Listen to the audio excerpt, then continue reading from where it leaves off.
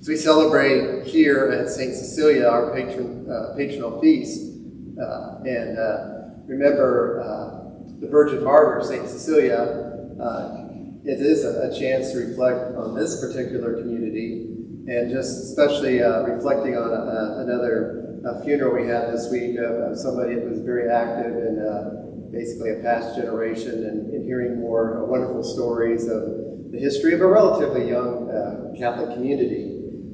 That makes me certainly appreciate being the priest here, there's always lots of great foundation that is being built upon, a lot of faith that continues to thrive. Some of you that's been here for a little bit longer, you're part of that connective tissue of that. It is also a little bit sad because you hear stories of the past, and certainly as you age, you get a little bit nostalgic about how things used to be, and it's hard to adapt to how things are in the current situation, and how do we kind of carry forward without getting so dragged down in that backward looking, but also it can be a little bit depressing, and perhaps even blinding us to a new kind of goodness and grace. And so, to me, the life of Cecilia is very instructive. Because what she does is we don't really know much about her, so it's a little bit more legend.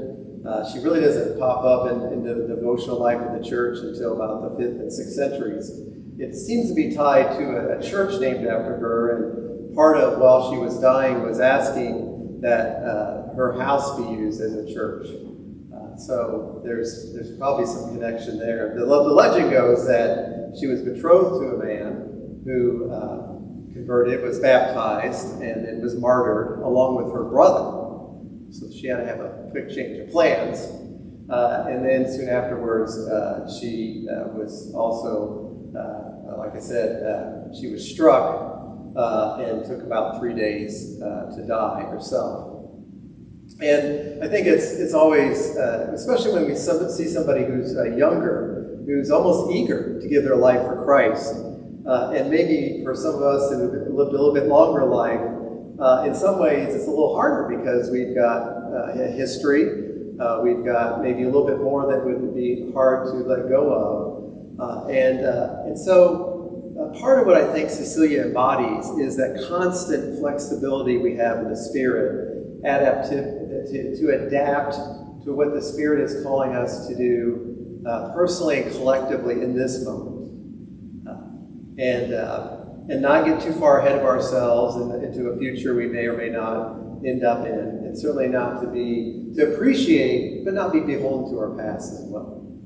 And so the scriptures today, I think, is just as instructive because they talk a lot about God's Word, that there was a consuming of the scroll in this image of the book of Revelation, and in that there is this constant nourishment we have of God's Word. A Word that when Jesus was speaking himself in the temple area, and certainly as we are most affected by the Word, nourished by it in the Eucharist while we're in church, that they were hanging on us.